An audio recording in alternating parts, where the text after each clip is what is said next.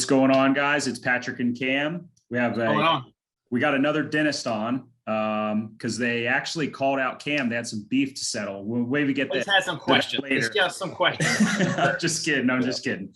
Dr. Peter Heitman, dentist. He's also a captain in the U.S. Army. So thank you so much for your service. We can't wait to kind of dive into dentistry, men's health, and all things that encompass those topics. So how are you guys doing today? Doing good, guys. Thanks for having me. I really appreciate y'all getting me on the podcast. You're excited to join y'all today. No, thanks for coming on and stepping in and even wearing the camis. You know, like You guys need those things in the office or something. For sure. I don't get the opportunity to wear the uniform too much. As soon as I get to work, normally I change into scrubs. So anytime I can, I do. Very cool. So Peter, tell us a little bit about yourself, how you got into dentistry, and just your current path through the military as well. I know, you're a friend of Dr. Jules, kind of put you on with us, and you took a little bit of a different route outside of dental school than she did. So I'd like to dive into that a little bit more. Yeah. So originally I'm from South Carolina, born and raised in Greenville. And then I did 4 years of dental school at MUSC down in Charleston. Actually, Dr. Jules and I were in the same class. We started out dental school as lab partners in gross anatomy. So we were dissecting bodies together and got to know each other well there. And then I had preemptively, before dental school, signed a contract with the Army. They paid 4 years of my education, so I owed them 4 years back. I added 1 year onto that on the front end with a 1 year residency and general dentistry. So now I'm three years into my Army service, and it's been an interesting route. Started out in Fort Sill, Oklahoma. Oh, gross. Yeah, I know. It's like I went from this beautiful coastal town in Charleston into the middle of the United States, about as far away from water as I could get. So it's a little bit of a culture shock. Did 12 months there, and then I moved on to Fort Campbell in Kentucky, Tennessee. It's in both states. Technically, the headquarters is Kentucky. Been there for the last couple years, and about a little over a year ago, I took over the role as a brigade dental surgeon for the 101st Airborne Air Assault Division. So I've had a little bit of a unique change in my path with the Army. I'm enjoying it. I'm getting to do a lot more Army stuff than just day-to-day dentistry, and enjoying a little bit of variety with my work. That's pretty interesting. I kind of did the opposite, where I joined first, sucked at Uncle Sam's dick for the 4 years, and then they paid afterwards, which is nice. They paid for the majority of pharmacy school, which is, I'm sure, just as expensive as really anything else. It seems to be. Yeah, that GI Bill is it's a nice way to do it. So yeah, it's not too bad. So Fort Sill, I'm pretty sure it's where the Marine Corps has their artillery school too, right? Correct. So not only is it a culture shock, it's literally shell shock. Because for people who don't know, we typically shoot the howitzers over, neighborhoods and things like that, just because the range is far enough.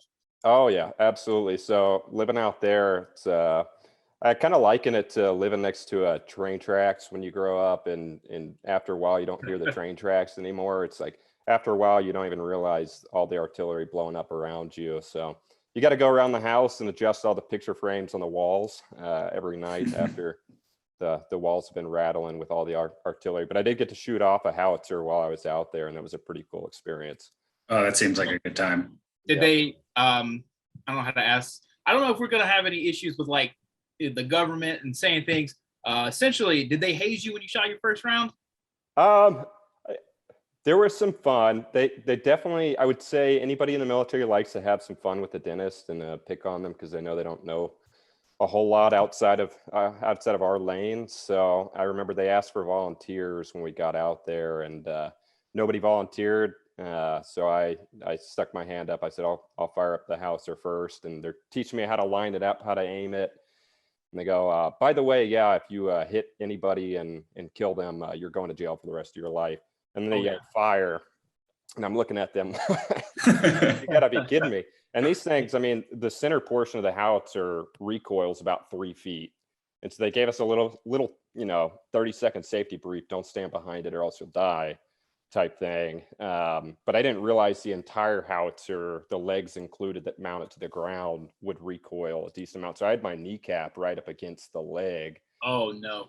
I pulled the fire and that thing just, felt like I shattered my kneecap. Of course, round goes off and then they yell fire again. And I'm like, I'm about to do this to myself again. But luckily didn't hit the knees another time. I was pretty bruised up, but no lasting injuries. Nothing I can claim on my disability. Yeah, it sounds like you might have got bamboozled right there, because typically when you're firing a 777, you don't have somebody so close to it. They should have told you that, I guess, but yeah, our safety brief lasted about 30 seconds, so it that's about right. Gun bunnies are kind of low vocabulary type vocab group. Did you get to keep the firing shell and everything? No, I didn't. That would have been great, man. Those things man. were massive. It was impressive Yeah, machinery. we make our so when we did it, we would make the new people shooting. They'd have to like bite on the swab and like drink some of the swab water, and you have to like chew on the firing, the blast cap round thing. You got to keep that. So I have that on the shelf behind me. Man, I'll have to say, field artillery, it's a tough life. And I was always impressed with those Marines out there, man. They've got their stuff squared away. We'd be in a change of command ceremony or something at attention for about an hour, and these guys were locked in, and I probably looked like a goon out there, but the Marine guys are always impressive. It's the physical abuse, kind of. They say hazing's a bad thing, but it seems to work pretty well. It works pretty good. I think like I played college baseball and we did hazing, and it's like, it builds character, but I get it. Like when it goes too far and somebody dies. So you have to like find this like happy medium between like, is the paddling too hard, whatever. And I know the kids are a little softer nowadays than when we were younger, but I miss like light hazing. I'll go. I was saying I miss some good light hazing. I totally agree with that. I think fear is a great motivator for a lot of people, and having negative repercussions for not doing something the right way can definitely teach you. So, well, even then, just like making a team or something, you shave the kid's head. Like I remember one year, this like sophomore made the team, and I shaved like a Gallagher into his head and made him go to school like that for a couple of days. His parents were pissed at me, but it was like, it made that kid better. For sure. You definitely get a sense of earning your spot. Oh yeah. He loved it. And he would like tip his cap too. Like he would get a hit, he would tip his cap and stuff. It was hysterical. And he fully bought in. At first he was like apprehensive. And by like the third day, that was part of his personality. Oh, that's perfect. So rolling past our good haze talk here. Exactly what does it do for the 101st? Like, the Marine Corps, we don't have healthcare personnel like that. We utilize the Navy. So what's your role in like a deployable unit or, out in the field kind of unit? Yeah. So we've got a lot of dentists in the Army, about 1,000 dentists in the Army, just under that. And our day-to-day is just doing dental work, just putting our heads down and doing what we're trained to do. I'm kind of in a unique role. They call it a brigade dentist role. And so my job is essentially just to deploy with the unit. So we have 3 of us at Fort Campbell for the 3 brigades of the 101st Airborne. So the 3 of us we're split up. And so one just actually went on a rotational deployment, and then I'll probably replace him next year at some point. So we go on these 9-month deployments, and while we're wherever we are, just taking care of the guys, managing emergencies or doing day-to-day dental work. Now, shout out to rub anybody the wrong way, I guess. What do you mean by deployment? Where are you guys going for that? And if it's OPSEC kind of stuff, that's fine. But like if it's I mean, it's the United States Army's everywhere, so it's I don't know if I can say specifically where people are going, but essentially staged to support our efforts overseas and be prepared in case anything goes south in any certain countries. Okay, because obviously, the Marine Corps and the Army have very different roles when it comes to the military forcing. So for us, a deployment is combat. So we do have a lot of other areas of the Marine Corps where they'll consider going to Japan a deployment, or they'll go to Korea and that thing's a deployment. And we're like, that's not a deployment. Like you're going out to do a field op or something like that. Yeah, so we do rotational basis. I mean, right now we're in peacetime for the first time in 20 odd years. So these are considered non-combat deployments. So you don't get any of the glamorous patch that you get to wear when you get back. You don't get any of the combat or really hazard pay, none of the benefits in terms of getting tax-free income. But that's our peacetime operations that we have. So do you guys have like so you said like a brigade level, do you have like a brigade dental when you're deployed out there? Do you have like a local, or you actually are embedded with a platoon or embedded with like the health side of? Yeah, so I'm embedded with the unit. So we'll go over, and essentially I've just got a field equipment. It's much like, it reminds me a lot of going on mission trips, and you just set up essentially like a lawn chair. You got the guy in it, and you've got a portable dental unit that you're rolling that, rarely works. But mostly we're just managing emergencies, taking out, wisdom teeth when they get infected, or if somebody's got an abscess, if we can do a root canal, we'll do a root canal. If not, the tooth is coming out. So our treatment does kind of vary a little bit, and it changes based off the setting. So I wanted to I need to give you some flack from the podcast with Dr. Jules.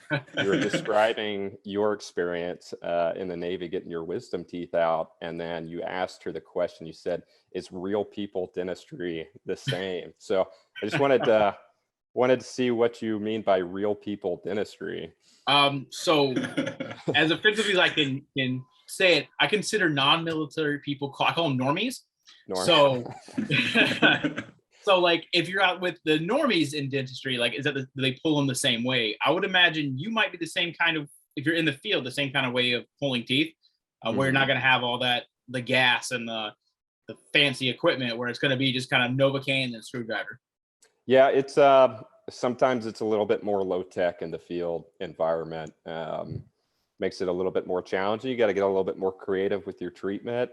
But inside the dental clinic, I mean, I was really impressed when I first got on active duty with, when we're just at, post at the normal dental clinic, we've got all the highest tech equipment, some really nice stuff, innovative dentistry. We're 3D printing a lot of stuff. We're milling out, same day crowns, which is, can't say the same for a lot of private practice offices that haven't quite caught up with all that technology. So I'd say, I get that question a lot. When people find out I'm in the Army and I'm a dentist, they're like, well, what do you do for the Army? I'm like, well, I do dentistry for the Army. It seems simple to me, but yeah, no, I forget how much separation there is between the normies and the green suiters sometimes. There's a very big, like, it's, if you haven't seen the curtain, you don't really know the difference on it. But that sounds intense. So like my experience with Navy dentistry was like 10 years ago at this point. Mm-hmm. And the government loves yanking out wisdom teeth. So like before we left, they were like checking people, like they were like the Nazis checking backgrounds, like who has teeth, and they were like making people yank those teeth out if there were any kind of issues with them.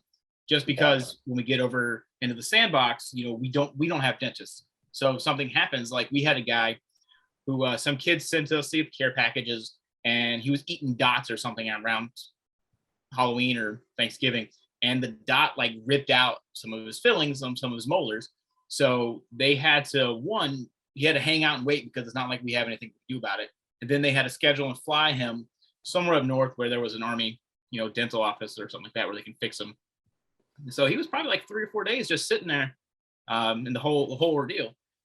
Yeah, and that's when we look at doing a 9 or 15 month deployment, so we're trying to plan out ahead and say, well, what could become a problem for this patient for the next 9 to 15, months. And a lot of times wisdom teeth, everybody in the Army, when they get in the Army, has got their wisdom teeth still. And so I can't pull out all their teeth, but when we're going on deployment, you try and cover a lot of that so that you're not having that issue downrange when you have less equipment and less capabilities.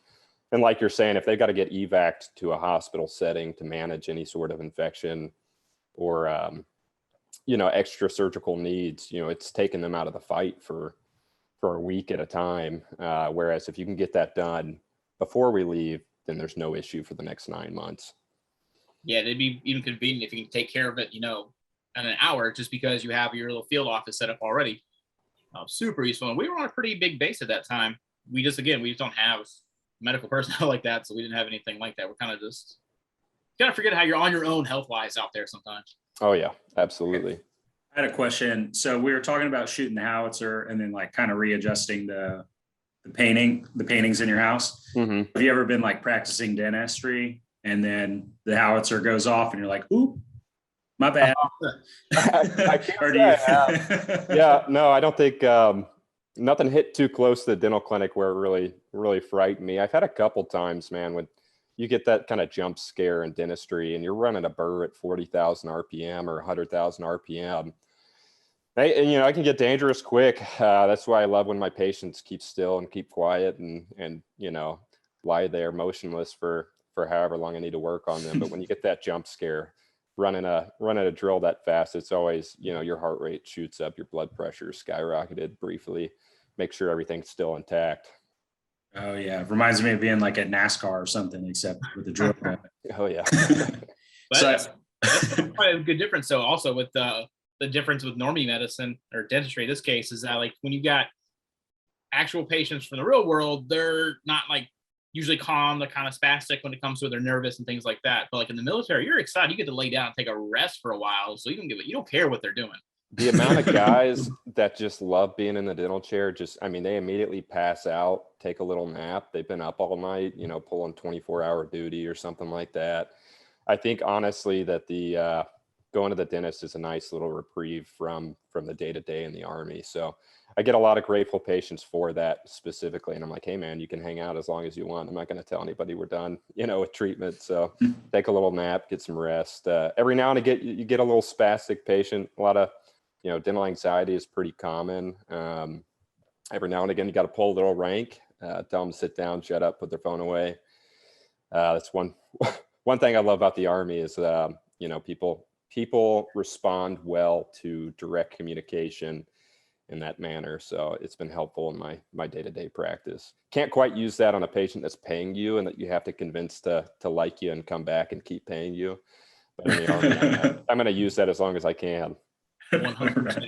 That's probably one of the hard transition points too, is like when you transition from the military environment into the real world and any kind of medical field, it's super hard to kind of get past the fact where it's like you have to earn their trust and they don't automatically assume that you're trying to do the best for them or that you're not fucking them around or something. It's wild.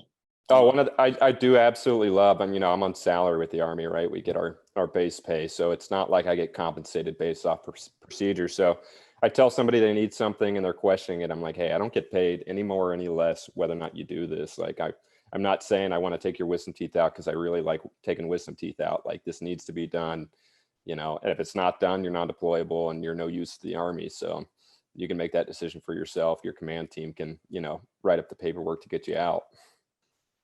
Oh, interesting. I mean, even worse than that though, you could be left on remain behind, and remain behind elements trash. Oh, So, absolutely. Yeah, they're going to make your life miserable. because you're working the entire time. So a little background for that. So if your unit deploys and you're not able to go or you're getting out or whatever reason you don't deploy, you're on remain behind. So you're cleaning stuff up. You're organizing your equipment. You're cleaning the guns.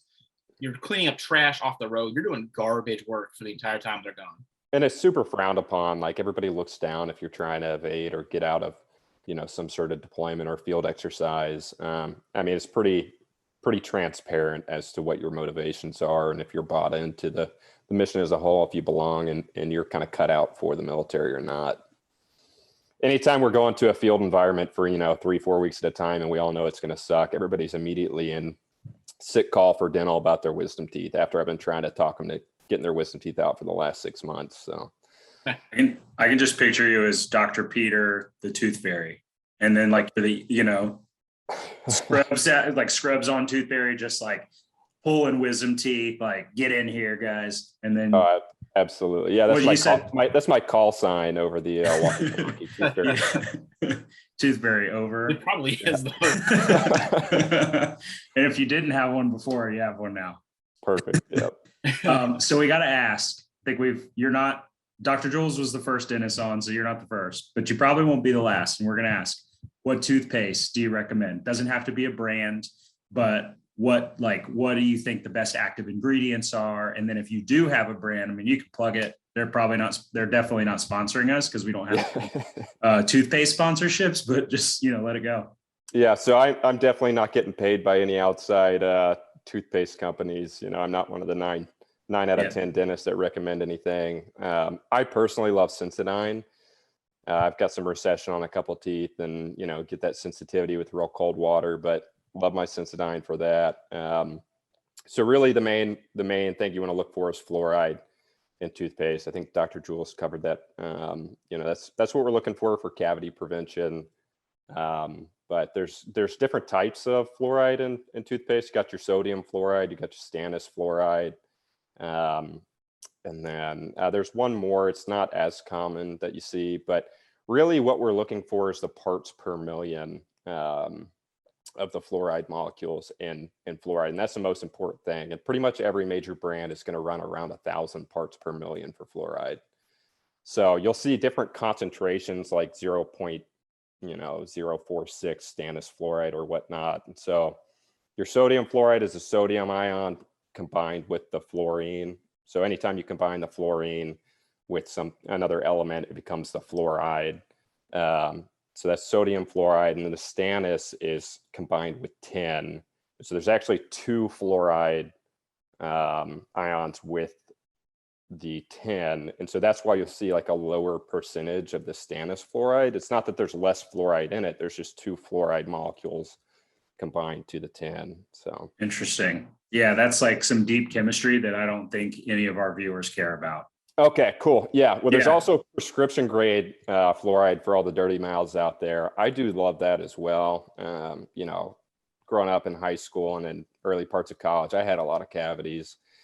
I got on that prescription grade fluoride. It's about 5,000 parts per million. So it's about 5 times as concentrated as regular toothpaste. I hadn't had any cavities since, but I also floss my teeth now. So maybe that's. Oh yeah. We went into a big brushing and flossing with Dr. Jules. I know you heard, but it's like, and then I think a lot of people, I think they ended up smelling their floss and we're like, that's disgusting. I need to floss all the time. Oh yeah. And you just look at the floss even after you brush your teeth and you're like, how did all that stay in there? Toothbrush isn't getting in between the teeth. So super important to make sure we're still cleaning that portion of the tooth. Yeah. So have you noticed any associations between like poor dental health and poor general health? I know it's kind of a little bit of a cleanliness factor as well, but I know we've talked about some studies before and we kind of discussed it a little bit with Dr. Jules too, is like there's kind of an association with heart health, I think periodontal disease, erectile dysfunction. So it's like the whole men's health picture. Any associations that you've seen or anything that you know in your professional opinion to like prevent these issues? Yeah, so I think it's super weird that dentistry is so segregated from medicine as a whole historically. And you look at, doctors kind of stay out of the lane of the mouth, and dentistry is this whole nother subsect. And so it's been considered separate for so long. The more and more research that comes out, the more we learn about,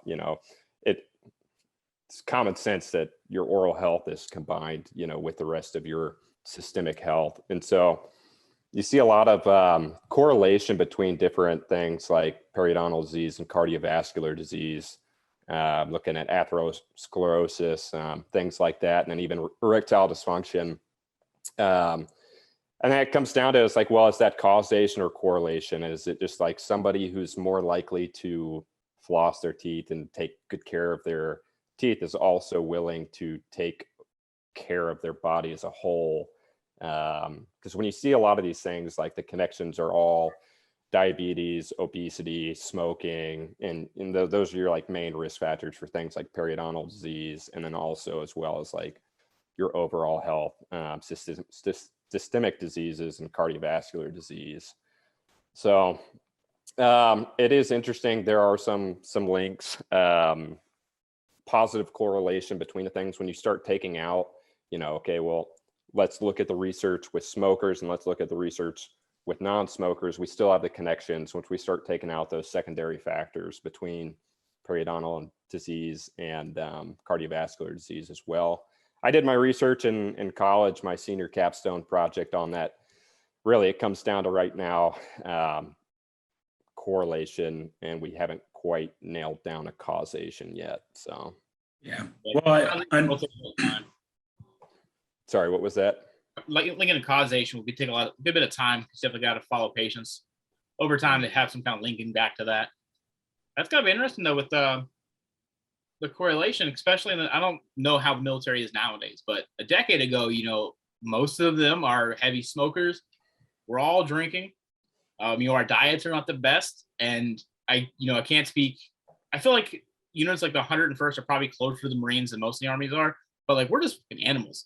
So it's got to be quite the challenge, like trying to balance that like professionalism, trying to explain to these guys like, yo, you're living your lifestyle, you're young, war fighter out here doing your thing, but you got to take care of yourself. Do you find yourself kind of repeating the same like preventative measures to them every day? Oh, I'm a broken record. Absolutely. So it's like, how much dentistry do I not do in terms of like operative dentistry, like actually holding a drill in my hand versus preventative dentistry and trying to educate these guys. And I just think overall dental education is so poor, especially with the demographic that we get in the military. But we're looking at guys that are always low on sleep. They're heavy tobacco users, whether that's, cigarettes, dip, or now vaping. So I guess not tobacco, but, nicotine in form of a vape.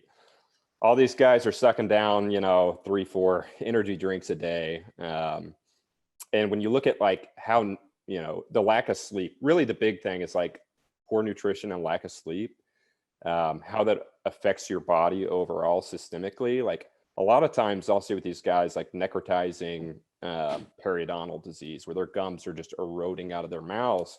And typically that's associated with like immune compromising things like AIDS.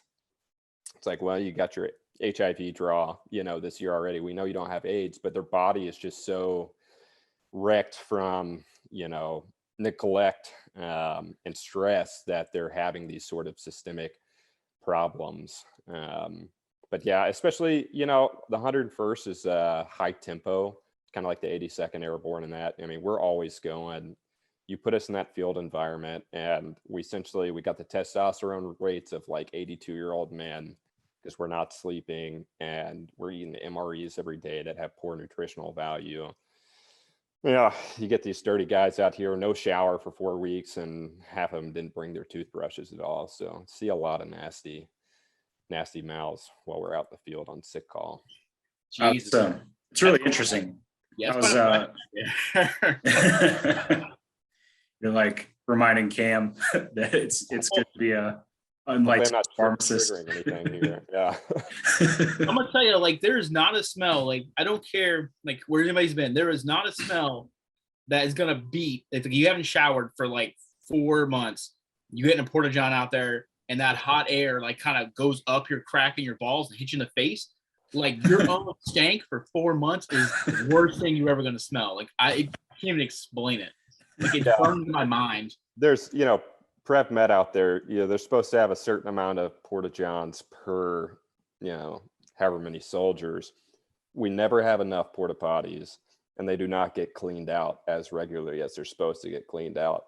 And that's like, you hop in one of those at 110 degrees outside, it's been cooking all day long. You're wearing all your gear. By the time you get your flick off and put your weapon down, you're sweating. You're essentially sitting in a sauna in there in your own filth. And you're sitting on essentially a mountain of shit and cum. It's ridiculous. Yep. Yeah, absolutely. Yeah, wow. It's unworldly, to be honest. Yeah. That's like hysterical. Okay, so I did not expect that to go that way, but it makes sense. So what kind of got you into like men's health? I know, kind of talking to you previously, you said you're a big men's health guy since, you can remember, but it's so important to kind of realize like the actual world of men's health right now isn't really too advanced. It's not too great. And so that's kind of our job, or what we've created a job for ourselves, to educate men about their health and different type of things that they can do to improve their health, overall well-being. So what initially got you into the subject, other than the fact that you're a guy and you clearly take good care of yourself? And aside from the fact that you're dealing with 100 animals a day. Yeah. For me personally, it really started out pretty early on. Middle school, I struggled with a lot of body image issues. I was overweight, started trying to lose weight myself, and took it a little bit too far. So then I was, going, my parents had me checked out to see if it was an eating disorder or what.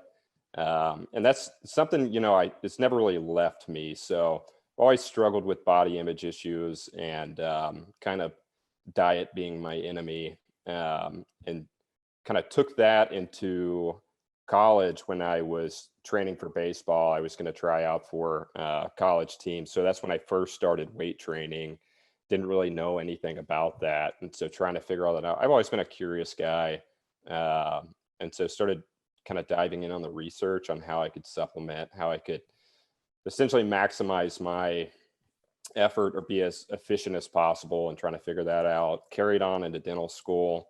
Once I got a hold of some PubMed articles on researching, I just really got into educating myself on the matter so that I could turn what was an unhealthy issue for myself mentally into an advantage for myself, and applying that towards my life.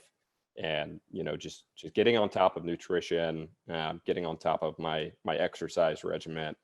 And I guess ever since then wanted to be bigger, faster, and stronger, and find the best way to do that naturally, and trying to just be the best person I can be. And now I'm in a position where, the Army, they call us underpaid athletes. You have certain responsibilities of taking care of yourself physically, doing 12-mile rucks or morning runs or whatever. So you got to be an all around healthy individual. And so now that I'm getting, I hit 30 this year, things are getting a little bit harder to do. It's not like I can go run a 10K just without any training anymore. So staying on top of all that is really what's got me into it. It's interesting. It's a pretty good way to put that. Because it's one thing you kind of forget about, especially when you get out, is you'd wake up, 3 a.m. and then you would go run like 8 miles. Like, you don't want to, but they make you run it. And I hate running. So it's not something I can just get out there and do. I think around like 28 was the first time I realized I couldn't just go out and do as much as I wanted to without any negative consequences. I was like, man, if I'm going to run 4 to 8 miles, on a regular basis, I need to be doing this and training for this ahead of time. Yeah. That was a sad realization for me. I kind of wanted to circle back a little bit. I know you had mentioned just now talking about how you have to take care of yourself and how you kind of have to prepare. We do a thing in Tampa.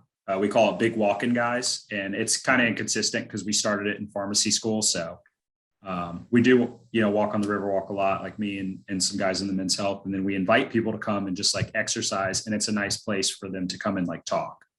And it's really neat because guys come and they open up about things that they might not normally do in a regular environment. And so we had a guy he's a friend of one of ours. He followed us on Instagram, and he's in Tampa, and he comes and walks with us. He's, I think he's current military. And one night he came out to walk in, and he talked about how like him and a lot of his buddies have experienced these extreme fluctuations in testosterone. Mm-hmm. And I was like, well, yeah, I mean, you guys are under such high stress. You guys, don't sleep. Cortisol levels are probably through the roof. And especially in a combat setting, I can only imagine. And so then they have like weight fluctuations, testosterone fluctuations, like hormones, like they get their blood work done. Their hormones are all over the place when they finally come home, and they can just like relax. So have you experienced this before, or any of your patients experience? And do you have any like holistic advice, before going on testosterone replacement therapy or something like that to give that you see?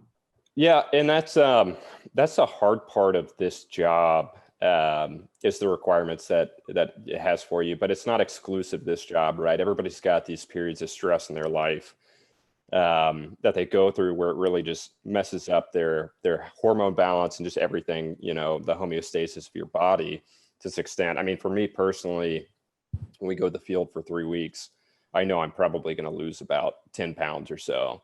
And there's no gym equipment. So there's no real exercise, right? You're exerting energy out in the sun all day, running around. There's nothing that I'm used to for weight training. And then your nutrition's way down. We're sleeping outside, no tent, on the ground. How well can you sleep in that environment?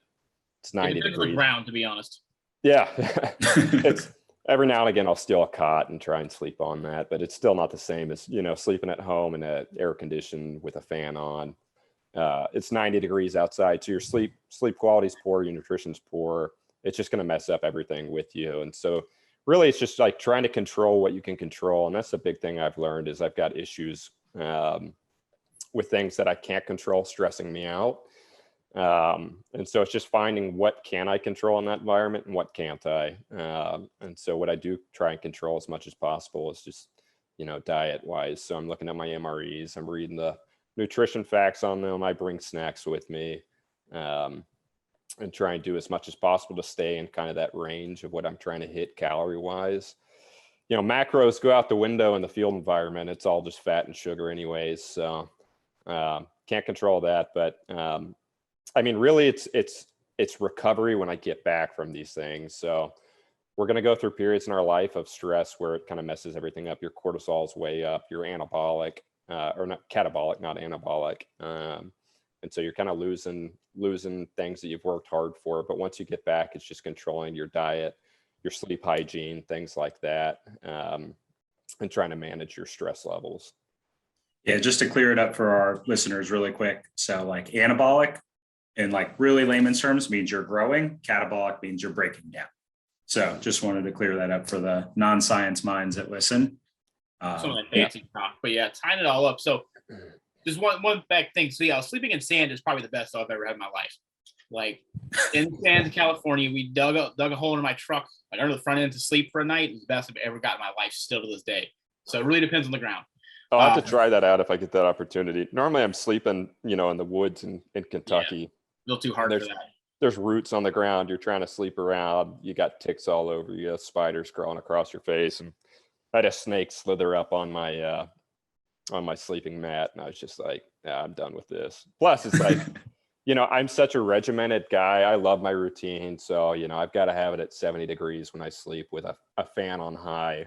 And it really hits you hard when you get out there and it's like, you're trying to go to bed at 10 o'clock and it's still 85 degrees outside and you have a sleeping bag to sleep in. I don't sleep outside the sleeping bag because I'm trying to keep the ticks and other bugs off me. So you're just sweating to death. And it's like, man, like it really does show you sleep hygiene is important. Super important. Oh yeah. So we already hit on some of the tendencies, obviously you see with some patients, whether yourself, unit, things like that. So what about some nutritional advice? We kind of hit on MREs. For everybody who doesn't know, MREs are stupidly calorie dense. Now they're not like beneficial calories, as you mentioned before, there's fats and sugars. So it's like all the junk food you wanted as a kid, but now this is like all you have to eat because you're going to burn this shit instantly. So you said you bring snacks. So what about for people in the field? What are some good options for nutrition? And then even back home, what are some good options for your teeth and for your oral health as well? Yeah, for the field, I love taking, just protein bars out there and then a bunch of trail mix, things like that. The MREs, it's just like, how can we pack as many calories as possible in this small little pack for you? Trail mix is high calorie dense. But for me, it's like, I do like that energy and you do burn a decent amount of calories being out there in the sun. For your teeth, not much is good for your teeth. And so I think when I was going to dental school, kind of talking to my parents about everything I'm learning, they're pulling out different foods. So like, is this good for your teeth? Is this good for your teeth? I'm like, no, it's all bad pretty much. But the biggest things you want to avoid is like the frequency with which you eat and then the amount of time that it's actually in your mouth for. So it's like when guys are drinking sugary sodas, I'm like, chug that soda. You don't want it sitting on your teeth for a long period of time. Chase it with some water afterwards. Personally, I think for your metabolism and everything, that being a grazer is a good thing, but for your teeth, it's terrible. So you want to limit those windows. Anytime you put something in your mouth, it's typically going to lower the pH in your mouth to an acidic, below 5.5 on that range for pH. And it starts essentially eating away at tooth structure. And then your saliva is there to buffer that. So your saliva brings it back up into a normal range with all the calcium, phosphate that you need for your teeth, all the minerals you need for your teeth. So if you can limit the amount of times that you drop below 5.5 in a day for pH, that's better. And the amount of time that you're actually consuming that food. So eating quickly and eating 3 square meals instead of grazing throughout the day are best for your teeth. Oh, is there anything that like helps strengthen their teeth? Any like fluoride?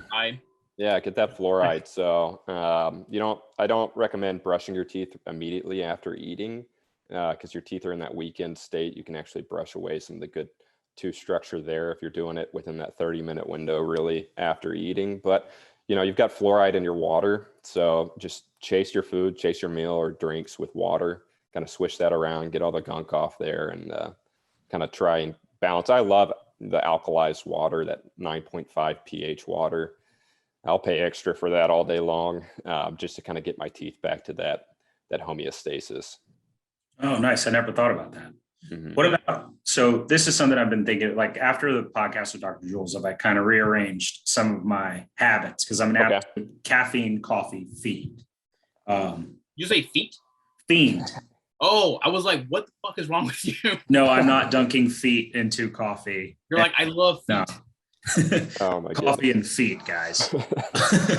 No, so I'm just caffeine coffee addict. Like, love it. When I was a baby, I heard that like my grandparents every now and again would like cafe con leche, like my bottle, but it would be more like, more milk, like more leche than cafe, right? Mm-hmm.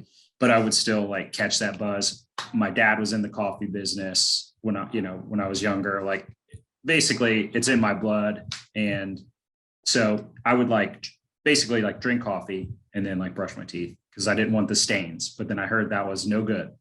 Mm-hmm. So I would now is it okay now to brush my teeth, wait like 30 minutes, and then drink my coffee? I think you're probably going to get the most bang for your buck brushing afterwards, but just waiting for that 30, 45-minute window to where your saliva buffer out. But I mean, if you're sipping coffee, I mean, you could brush before and after. I mean, the staining comes down, and I think Dr. Julie did a good job at kind of covering intrinsic versus extrinsic staining, whether it's staining the actual tooth itself or if it's like the plaque on the outside of the tooth. So you brush before, get that plaque off, you're going to avoid that extrinsic staining. Yeah, I mean, it's just really, it's avoiding brushing your teeth when it's in that weakened state. What would you say? It might not be definite, but what would you say that weakened state is? Like, I'm sure it's different for everybody, but is there like a range that you guys? 30 minutes is the biggest range. It's the most common range that I hear that it takes for your saliva, and it depends. Really comes down to what kind of saliva do you produce? Are you kind of the more mucousy saliva, or are you the more like watery, runny saliva? Ah, okay, interesting. I'm watery as fuck, boy. There you go. You got that serous saliva. I feel like mine changes quite a bit. It's like, I don't even know if it has to do with hydration, but after I drink, I've noticed that like after I drink a lot of like sparkling water. Okay. I'm a huge Polar, Liquid Death, like all that. If any of you guys want to sponsor us, hit me up because I will take free Polar and Liquid Death all day long. But I notice after I drink like sparkling water that my saliva changes consistency. Okay. Yeah, I don't know. And if there's any science behind that, hydration definitely plays into that saliva production. And then two, if you're consuming real sugary things, a lot of times that can make your saliva a little bit more mucousy. You drink a Gatorade and you got that kind of phlegm in your throat afterwards. Yeah. Yeah. Well, that's like, there's a lot of there's a lot of sugar in Gatorade. Yeah, sure. I feel like it does like cause some kind of like it's processed sugar too. Mm-hmm. And so there's definitely an inflammatory aspect behind those like processed foods, processed sugars that you wouldn't normally get when you're eating whole foods. And that's, too, you think about, people with gastroesophageal reflux, so GERD, they typically produce a lot of that really thick mucousy saliva. And that's because that acid is coming up their esophagus from the stomach into the mouth. The mouth is trying to protect, the back of the mouth and the teeth by laying down this thick layer of mucus to kind of buffer that acid. So maybe there's something to be said with acidic foods and drinks as well, with creating that thick mucus layer. That's interesting. Potentially, yeah. Don't quote me on it, but no, I mean you're going to be published saying it. So. Yeah, right. Perfect. I feel like it also might depend on like the source of the GERD too, because especially a lot of people in the military have heartburn and things like that, could be classified as GERD. And a lot of times it is our diet. drink a lot of alcohol, and that's hugely impactful for GERD and things like that. So I don't know if that would trigger the same kind of thickening, just because it's alcohol and your body's not naturally producing it, so it might not trigger that same thing. But regardless, get off topic here. So we're talking about the acidic drinks. That made me think about our bubbly boys here. This is carbonated water, so that's going to be slightly acidic. So would that follow the same kind of suit where we'd want to maybe wash with regular water afterwards? Absolutely. Yep. Oh. All right. So you can't over here where I think we're innovating and shit and we're fucking our mouths up. Not all water is created equal. So I think you might have seen that viral test on Facebook, or maybe that's just what pops up on dentists' Facebook pages, where they tested the pH of all the different bottled waters. And most of the, main brand bottled waters were actually acidic in nature. Oh, interesting. I can imagine. I mean, a lot of those sit in plastic, and I don't know if that contributes to the acidity, but you really can never tell. Has this bottle of water been sitting in a warehouse somewhere in the heat for leaching a bunch of BPA into your water as well? Right. So I think that's something to I like my cans. I don't, maybe the aluminum isn't any better or whatever, but it's just they have some kind of lining in them, though. I think most of them have. I don't know what it is. Can't remember. Right.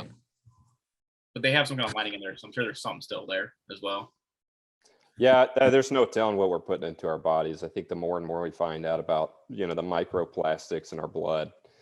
I know that's been a big topic lately, but it's just, there's no telling what we absorb from our environment.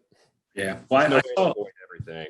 Yeah, I mean, it is what it is. Like, we can do the best we can to limit it. I also saw like a little article the other day. This was a while ago, but it was saying that like bodies decay a lot slower, like after, it's like post-mortem. So somebody who just like gets buried or whatever, like because of all the plastics and preservatives that we eat and like everything that's in our food, that they actually seep into our cells, and like the bodies actually, it takes them considerably longer to decay just underground. I don't know like what the exclusionary criteria with that was, like how much, formalin did they use on preserving the body or whatever, but bodies like are taking a lot longer to decompose. Seems like that makes sense. That's reminding me of the like 3-year-old McDonald's burger that looked exactly the same. Yeah. I guess that's going to be us when we pass one day. Oh man, I would be the coolest McDonald's burger ever. Fries. I want to be fries. I like. I thought he was talking about like non-decaying dead people, but yeah, what is that? The pink mush shit. Damn it, I can't remember. It's like an old 80s movie. The pink mush. It was green. It was like that they were making the chicken nuggets out of. That's what my mind went to. It was like an 80s movie where they were turning people into like Soylent Green or something like that. I can't remember what it's called now. Oh, Soylent Green. Soylent. There it is. Yeah. Wait, so this conversation went from dentistry to turning people to Soylent Green. Hey, that's how it goes. That's Men's Health Unscripted, man. Covering everything today. So, Dr. Peter, thank you so much for coming on. Yeah, absolutely. Really appreciate it. Any final words of the wise to our listeners that can help their dental health, something that we didn't cover, some niche piece of knowledge that that you need to share with the normies? Anything? Or any questions for us? Yeah, any questions for us? I just say, you get one set of teeth, make sure you take care of them. So, if we're living 70 plus years nowadays, it's important to brush and floss and take care of them, kind of manage your nutrition. Make sure you're not consuming too many highly sugary and acidic foods. If you do, do the proper practices to kind of mitigate those risk factors. But I appreciate you guys having me on. Hopefully I added something of value today. No, you definitely did. It's always interesting because you're really right. Like dentistry doesn't get covered enough. Like Cam, do you remember any time in the last 4 years where we talked about dentistry other than like meds that can screw up your teeth? We preventative measures like antibiotics and things like that, and even some of the like gases and stuff. But yeah, that's like about it. You don't really touch dentistry at all. Little Keflex. Yeah. That's what I don't understand. So maybe we can talk about this, and it'll be a little different for you. Okay. What is up with dentists writing like preventative, like amoxicillin, and it's like take 4 capsules before procedure, but then they're going to give them like 47 of them? Like, I know it's you're taking it afterwards, but why the fuck don't you write that down? So you're talking about like pre-medding with antibiotics and then giving them a bunch for afterwards. Yeah. I think for the most part, that's kind of not recommended anymore. So It is not.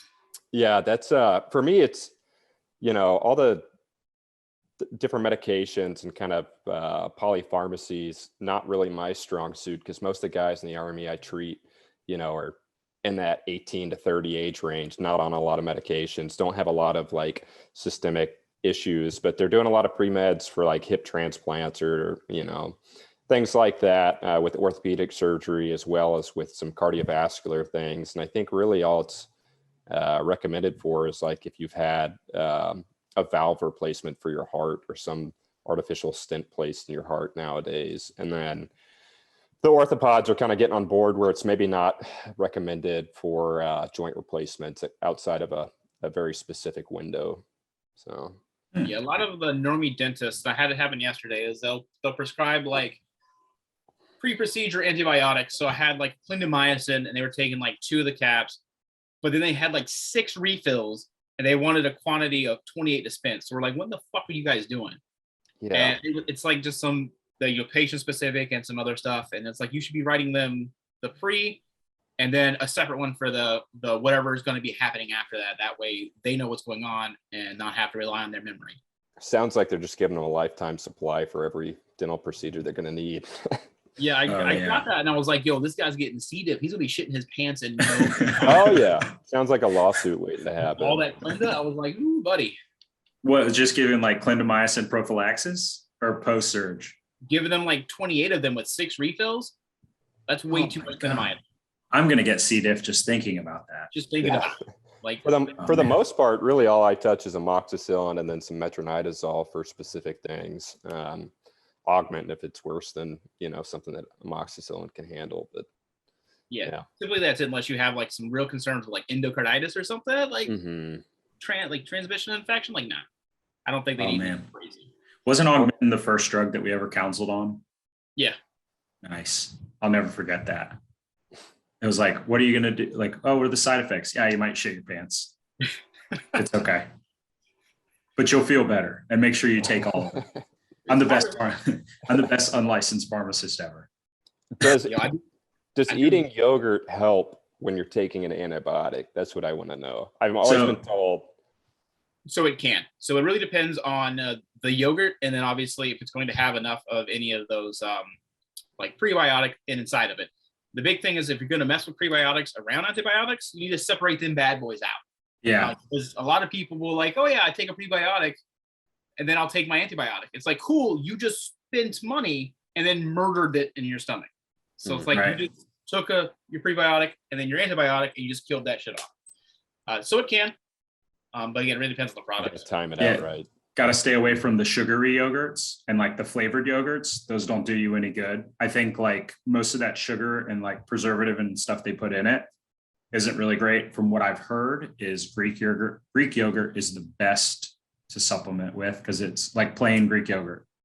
And then I've got some people, I work in a coffee shop on the weekends just because caffeine's the most widely distributed drug in the world. And, but there's a lot of people that actually come in and swear by the kombucha. We have kombucha. Oh, yeah. And so they'll, like some people have come in and they know I'm or was in pharmacy school. So they're talking to me about it. And then they've actually said like after a round of antibiotics that they'll wait a couple of days and drink kombucha for a couple of days and they like feel better. They don't shit themselves. Yeah. Well, let's circle back around. That's also very acidic. So, rinse afterwards. Yeah. True. I think on the podcast from now on, when we talk about eating anything, we're going to just say rinse afterwards. Go get you some alkalized water, rinse afterwards. Yeah, 9.5 pH alkalized water, and give it a good Just rinse. keep it on deck. You munching them Cool Ranch Doritos, get that alkalized water down. Really, yeah. Learning more about dentistry just made everything about food less fun for me. I was just like, could not get through a meal without thinking about how it's affecting my teeth. But oh man, teeth are resilient, so. Yeah, I mean, people have been eating for like thousands of years, so allegedly. Yeah. Like, I mean, they've also only been living to like 30, and at that time they had 4 teeth left. So ugh. That's true. Although I'll see, you see one of those old skeletons that archaeologists find, and they've just got perfect teeth in there. Yeah, And it's What were from they doing? thousands of years ago, before we had braces. That's another thing, about braces. Like, we've got all the ability to fix these crooked, janky teeth nowadays, but we're not fixing the genetics behind them. So we're just reproducing those crooked teeth back into our gene pool. Some people like inbreeding. Yeah. Oh man. We talk about wisdom teeth, and our jaws are getting smaller over time evolutionarily. We used to have a need for those extra set of molars, and now we don't. Or typically, like, most of our jaws don't fit those. So Yeah. I went to a dentist a couple of years. I don't go to him anymore. I didn't like him that much, but I went to a dentist and he scanned, did the whole head scan. mm-hmm. That was pretty cool. And he was like, "You're a caveman." I'm like, "What the hell are you talking about?" And he's like, "You're like one of the few people I see with wisdom teeth. Still, you don't have a cavity in them. Like, they're perfect." And They're in place and just you're rocking. Yeah. And I was like, "Yeah, I don't know. I don't tell you. Like, I brush my teeth a couple times a day. I feel like I take pretty good care of them. Yeah. And I haven't had an issue. Hopefully I don't." But he was just like baffled at the fact that I had my wisdom teeth. I'll say it's pretty rare between the combination of having a big enough jaw to fit those in place for those to come in place, and then actually taking good enough care of those. I mean, if I see that, I always get a little bit excited because most people don't brush that far back because you feel like you're hitting your jaw with your toothbrush at that point. That, or you're hitting the gag reflex. So pack got that good deep going. Oh yeah. Yeah, my gag. Yeah, so learning a lot about you today, Patrick. Yeah, but toothbrushing skills are just through the roof, Yep. But Dr. Peter, thank you so much, man. We had a lot of fun. Yeah, absolutely. Anytime. You're welcome to call out Cam anytime and come back on. When I heard that, I was like, I got to get on this podcast. They're like, how is this possible? How do they know about it? I was offended personally. I'm a real person. I just loved it. Like, we got called out by somebody. Like, so every now and again, we'll get like a Twitter troll or something, but then it's me like sending them. I don't know if anybody follows Iron Sheik on Twitter. Yo, he is the ham. Yeah, he is an animal. He pretty much just tells everybody to go fuck themselves like 6 times a day. And so then, like, if I think somebody like trolled us on Twitter about something, and I just like retweeted them into Iron Sheik. And I was like, "You can go F yourself," something. Nice. But yeah, he's gold. So I'll have to give him a follow. Where can our viewers find you? If like social media, website, anything like that you care to disclose? Yeah, I'm not super big on social media. I started a dental Instagram page. I think I have like 4 followers. I just post my cases periodically. But you can reach me by email. It's just PF Heitman. That's spelled he-it-man @gmail.com. If you've got any dental or men's health related questions, I'd be more than happy to answer that. Send you some literature to go review. Nice. You might get a lot of dentists trying to hit you up for cases now, but they know that these fucked up mouth are sitting all over the base there. Hey, yeah, no, I'll send them your way. All right, Dr. Peter, take it easy, and hopefully we'll talk soon. That sounds good. Appreciate it, guys. Be safe, brother. Yep.